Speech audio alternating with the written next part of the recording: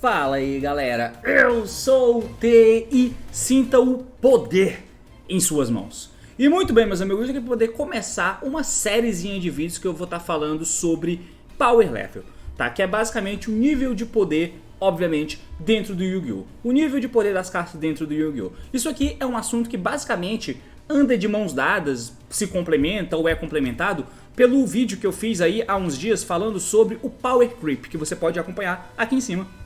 Vídeo que eu fiz falando sobre o Power Creep e junto com ele também tem outro vídeo que eu fiz falando sobre o design de cartas do OCG e como isso impacta o jogo.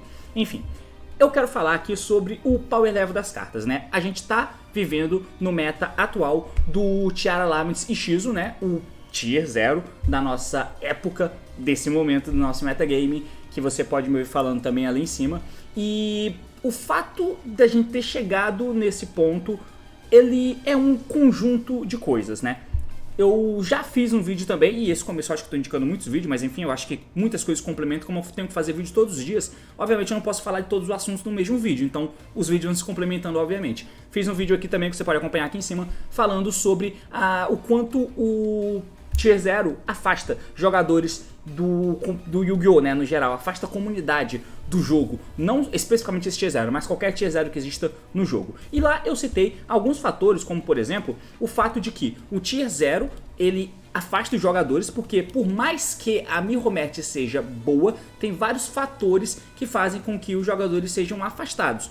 No Brasil, um grande fator é o fator preço, porque um Tier 0 vai ser muito caro, mas no geral para jogadores casuais, simplesmente o cara não quer ser obrigado a jogar com um deck que está sendo imposto por ele no metagame, simplesmente por ele ser teoricamente o deck mais viável para aquele formato. Bom, ele quer jogar com um deck que ele quer, com um deck que ele gosta, porém ele não quer ser amassado sempre, então ele quer ter chance com aquele deck. E a Konami, muito sabiamente na época da pandemia, liberou muitos decks ao mesmo tempo coexistindo, tendo a ausência de banlist entre eles e tendo um nível de poder aumentando no decorrer das coleções que foram lançadas e as banlists não acompanhavam da maneira devida. O resultado disso era que tinham muitos decks competentes no metagame, no sentido de todos serem muito fortes, ter um nível de força muito próximo.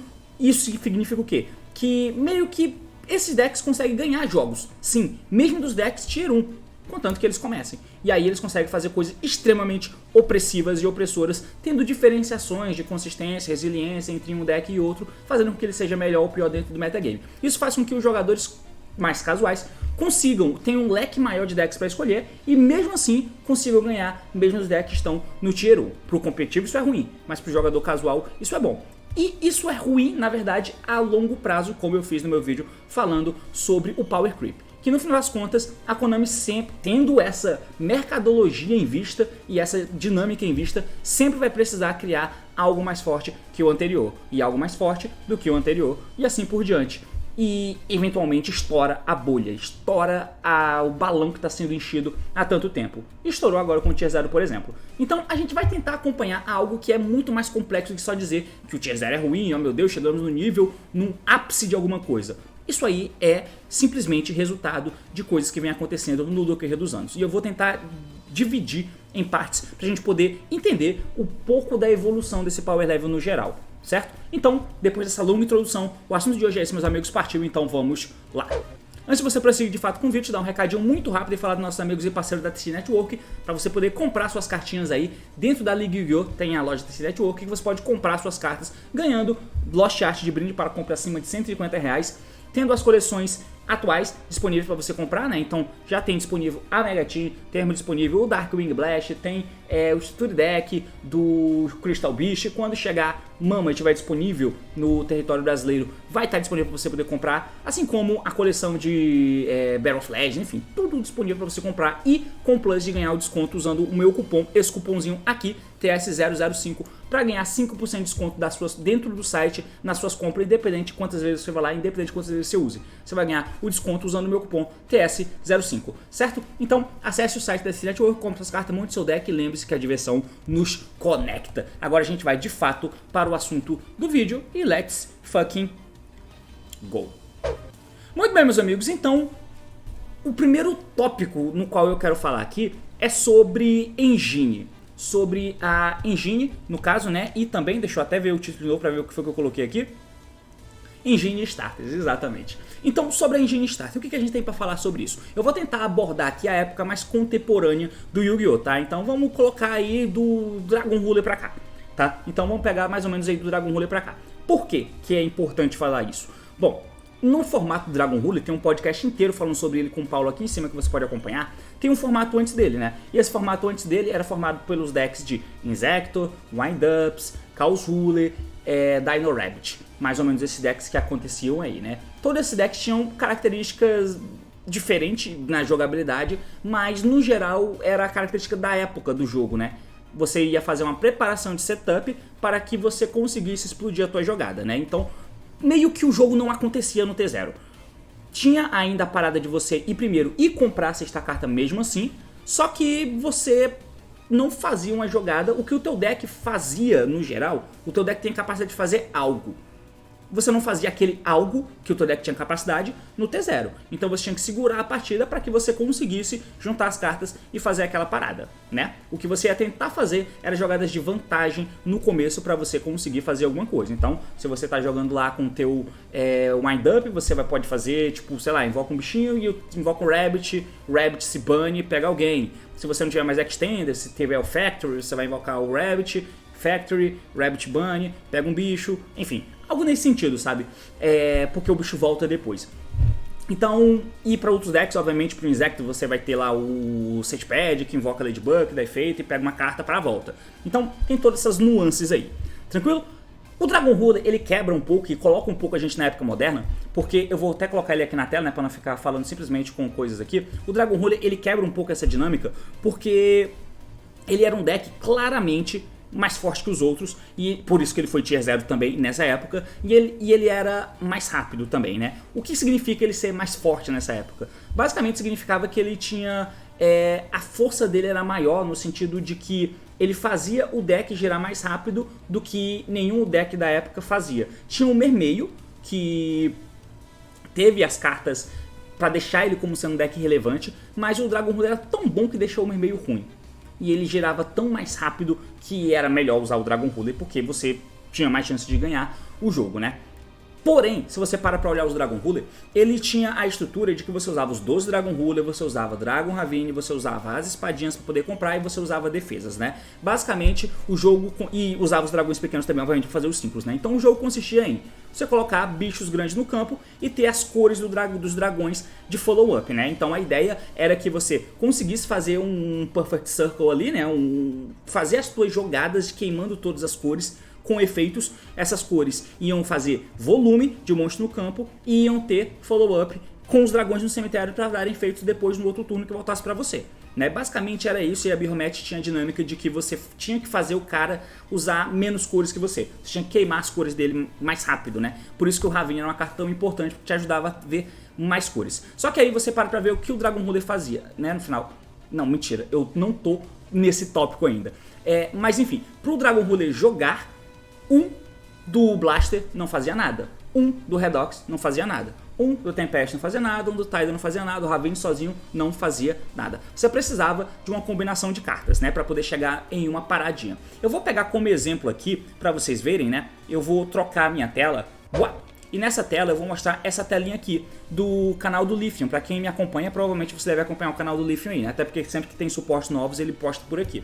Isso aqui é um jogo disputado entre um Frog FTK, um deck de 2010, que foi muito relevante na época, como o Tengu Plants de 2011, que também foi muito relevante na sua época. Para quem não sabe, teve a época dos Synchro Plants, né? Que era um deck bem forte, tanto que as plantas foram dizimadas ali em um período do Yu-Gi-Oh! Aí que o Glow Up, se eu não estiver enganado, foi banido, o Dandelion foi limitado, acho que Spores sofreu algum tipo de restrição, alguma coisa nesse sentido. Então tiveram coisas impactantes na banlist por causa das plantas. E ele era um deck de combo da época. Se você parar pra olhar, uma mão inicial de exemplo aqui, do deck de Frog teve essa abertura.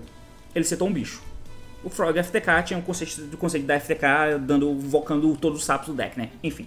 O deck de planta, por outro lado, que era um deck mais sólido no geral, digamos assim, tem essa abertura de mão, onde ele tem duas traps, um Dark Hole Tech, né, Scapegoat, que te ajuda a fazer synchro, mas também te defende, e um Turgad, que era um starter standalone.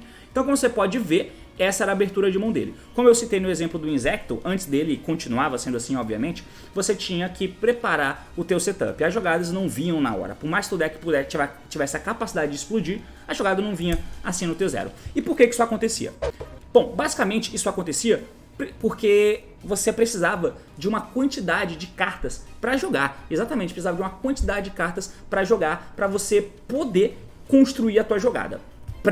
Os Dragon Ruler, você precisava de preparação de setup, então você ia fazer um bicho que ia pegar uma carta, ia acertar a defesa e ia esperar voltar pra você conseguir explodir. O Dragon Ruler fazia com que você explodisse já na hora, né? Então você explodia ali na hora e você conseguia estabelecer uma board com o teu deck de Dragon Ruler, precisando de combinações de cartas. A combinação de cartas, né, que meio que é a definição do deck de combo, simplesmente é isso, combinação. Pra quem acompanha a série lá do Paulo de histórias que ele conta, deve lembrar que em um determinado período existia o deck de Demise, né? O deck de Demise, que era um deck de combo daquela época. Por quê? Basicamente era um deck que consistia em ter combinações de cartas para você conseguir fazer alguma coisa. Você defendia até que a combinação tivesse na tua mão para você conseguir construir alguma coisa. Esse meio que era o conceito de combo, né? E você sempre precisou disso. Você tinha cartas standalone para poder fazer uma jogada que pega um follow e se garante com defesas, por exemplo, para voltar para você e você ter o que fazer para tentar passar por cima do que o teu oponente fizer, mas você precisava de combinações. E para explodir, o Dragon Ruler precisava disso,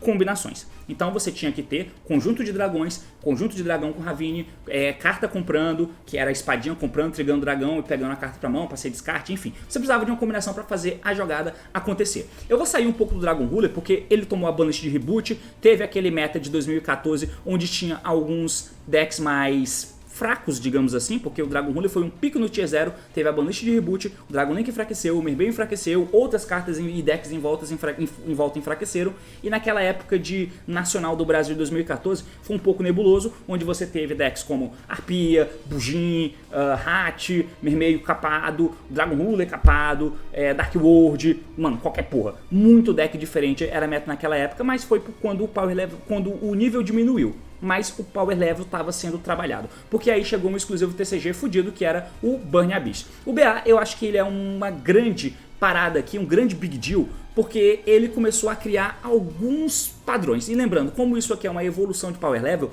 algumas coisas estabelecidas mais nessa época viram tendências para o futuro. O BA, ele começou a estabelecer que é o primeiro deck que eu me lembro, além dos Dragon Ruler, o Dragon Ruler também, né, mas o BA ele colocou isso um pouco mais pra frente, de maneira mais equilibrada, digamos assim, porque o que ele fazia era mais fraco que o Dragon Ruler, mas basicamente todos os monstros tinham o mesmo efeito, e eu não coloquei a porra da carta aqui na tela, né, todos os bichos tinham o mesmo efeito. Então você tinha uma engine que precisava usar muitos monstros, você tinha pelo menos Graf, Cis, Carme, 3 de cara que você usava, você tinha aí 1 a 2 Farfas, você tinha Alik, Calcab e dependendo da jogada, Dragig e Hub que era necessário também, enfim, você tinha que usar um número grande de BA. Só que todos eles faziam a mesma coisa, que é, se você não controla os Spell Traps no teu campo, você pode fazer Special deles no campo. Por que isso é bom? Porque você fazia Dante, e o Dante fazia o jogo andar pra você. Porque todos os BAs trigam quando caem no cemitério, e você quer fazer de novo o Perfect Circle aqui, né? Você quer ter todos os nomes de BA, então você quer acessar Graf, Skarm e Sir no mesmo turno, e ter proveito dessas cartas. O Dante vai te ajudar a fazer isso, por isso que 2 BAs eram jogada, e o deck era consistente por isso, porque o bicho vai fazer o Dante, porque o Dante tem potenciais defeitos no cemitério, é uma defesa no campo, e quando ele morre ele pega uma carta pra mão. Isso é bem sólido, né? E aí, quando você tinha mais poder, quando você começava com Tour Guide, ou então com Normal Graph e algum Special, por exemplo, fazia o Dante e acertava um efeito, você conseguia fazer outro bicho do lado. Podia ser outro Dante, ou podia ser um Anjinil, por exemplo, para tentar interagir com o oponente. Mas, novamente, o conceito aqui são combinações de cartas. O tom até aqui é que você precisava de uma combinação de cartas para fazer a tua jogada, né? Então, nenhum deck conseguia construir uma jogada sólida, não conseguia fazer o T0 dele com pouco investimento, digamos assim, com 2 sendo o mínimo. E o BA era um exemplo disso. O que ele fazia era um Dante. Ponto. Um Dante com potenciais miladas. Então, era isso que acontecia. E você precisava de combinações de cartas para poder chegar em algum lugar. Nada era feito sozinho. Aumentando um pouquinho o poder, na mesma época, em Duelist Alliance, você tinha aqui o Shadow. E o Shadow criou uma tendência que passou a ser tendência no futuro. Ele era um deck de fusão, que até então, o último que tinha tido no metagame de fato era o Gladiator Beast, que não usava spell de fusão. Então o Hero não pode ser considerado, porque meio que ele nunca foi um deck de fusão de fato mesmo. Mas enfim, o Shadow Fusion, ele chegou e ele tinha uma característica muito interessante, que era punir uma coisa que estava muito popular na época, o Extra Deck. Até então, com essas jogadas mais curtas que eu citei, jogadas mais standalones, o Extra Deck era uma ferramenta valiosíssima, que visava lidar com situações. Mas, muitas vezes, valia a pena você fazer um bicho grande pra você fazer valer o teu turno, e o bicho tá lá, e se o cara não matar ele, você vai ter aquele bicho grande, você pode serrar ele na porrada. O Shadow Fusion tenta punir um pouco isso, porque se um oponente controla o monstro que foi invocado do extra deck, você dá o Shadow Fusion e faz uma fusão mandando materiais de deck pro cemitério. E por que isso pune? Porque é uma fusão que entra com efeitos muito bons, podendo ser a Construct, e aí a Construct vai acertar o nome específico que você quer, porque para fazer a Construct precisa de um Luz e um Shadow. Você manda um Shadow com efeito bom, você faz a Construct, manda outro Shadow com efeito bom, e se a Construct morre, ela pega o Shadow Fusion para fazer a mesma coisa na volta. Então era uma vantagem muito grande, e o jogo consistia nisso, vantagem. A engine faziam coisas, óbvio, mas basicamente o conceito principal é vantagem. Mas para chegar nessa vantagem, você precisava de um conjunto de cartas que conseguisse fazer alguma coisa. Se a gente avança um pouquinho, a gente chega no Necroz, que também é um deck que não consegue fazer jogada sozinho, até porque é um deck de ritual. O Brownak, por exemplo, vai dar efeito para pegar um Necroz do deck pra mão? Foda-se, o que isso não tem nada para você fazer. Você vai precisar do ritual e do tributo e da spell de ritual. O Necroz cortou um pouquinho, fazendo com que você precisasse de 3 cartas para fazer isso. Não precisa do ritual, do monstro, tributo e da spell. Todos na mão. Você pode ter o invocado do cemitério, ou invocar da mão, usando a spell de ritual da mão, mas mandar o monstro do extra deck. Então você economizava cartas. Mas no final das contas, 2 cartas pelo menos, para você conseguir construir o teu jogo. Tá? Basicamente esse era o grande conceito. E aí a gente avança um pouquinho aqui no Mage Spectre, por exemplo. Você avança um pouquinho aqui no Cosmo. Você avança um pouquinho aqui até no Pepe, que foi outro Tier 0. E por ele ser pêndulo, obviamente, ele precisava de cartas, combinações de cartas para fazer a jogada dele, claro, né? Aqui a gente começa a ver algumas questões. Então, no Dragon Ruler, apesar de ele ser um deck que girava rápido, você precisava de combinações de cartas e você tinha alguns fatores ali que iam fazer você jogar, né? Cartas de compra para você ver as cartas que você precisa, e não tinham cartas que fizessem com que você chegasse em outras, né? Então, não tinha uma ferramenta no deck que fizesse você chegar em uma outra carta. E a engine era grande. O espaço para tech era o suficiente na época. O BA, ele precisa de um número bom de BAs para ser consistente, e ser consistente no BA, leia-se, fazer Dante. Então você precisa abrir com pelo menos 2 monstros de nível 3 na mão. Pelo menos 3. Já que o Tour Guide não dá para contar, porque, enfim, ele não é buscável, enfim, você precisava disso. O Shadow, você precisava fazer a tua jogada inicial de setup, que era uma combinação também. Matemático, principalmente com Shadow Games, era o sonho, mas era uma parada de Falco com outro Shadow no cemitério, principalmente se fosse o Beast. É uma forma que você tem de fazer isso aí. O Necroz com o Unicorn, o Mage Spectre, que chegou a ser relevante em uma época ali, para poder fazer a tua Pendulum Summon com os bichos que tem o follow-up em forma de escalas e tem as traps para interagir com o oponente. O Cosmo, que tinha uma proposta de jogo diferente, que era tentar matar, e depois começou a se atribuir com traps, e era bom porque você tinha teleportes, tincans, e você tinha também teleportes, tincans, e era isso. Teleportes, tincans, enfim, mas tinha várias outras camadas de jogada que faziam você chegar no Tinkan. Mas o Tinkan sozinho não era nada, você precisava de outras coisas por trás. E o Pepe, nem se fala, precisava de uma combinação de cartas Pendulum também, para você conseguir fazer a Pendulum Summon, a vantagem e a jogada. O ponto aqui que eu quero frisar nesse momento inicial é como você faz para jogar. Você precisa de uma combinação de cartas. Por mais que aqui foi acrescentado uma consistência real, no sentido de que o que você precisa foi colocado em algumas coisas genéricas, né? O que você precisa, a tua engine vai te dar, e por mais que você não compre tão bem, você vai conseguir fazer a tua jogada, né? No caso do Shadow, por exemplo, o Necroz simboliza muito bem isso, e o Pepe. São esses três decks que simbolizam muito bem isso. O Pepe, onde basicamente todas as cartas são a mesma carta, porque elas buscam sempre outras, né? Obviamente tendo distinções, mas o Joker busca o macaco, o macaco busca o Sorcerer, e vice-versa.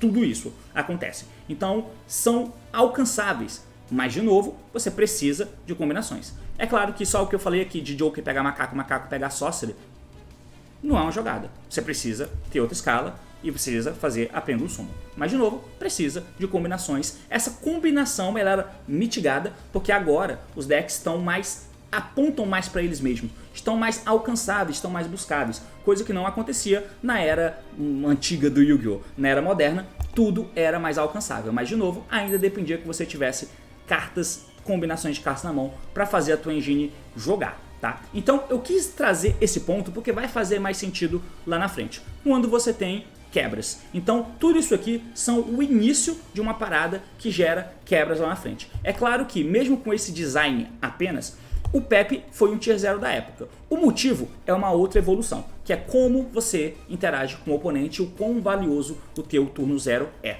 E isso vai ser assunto para o próximo vídeo. Então, por hora, basicamente isso, foi uma introdução aí com alguns tópicos e eu prometo que vai fazer sentido quando a gente juntar tudo, tá? Inicialmente é isso e é basicamente isso. Valeu, falou e até mais!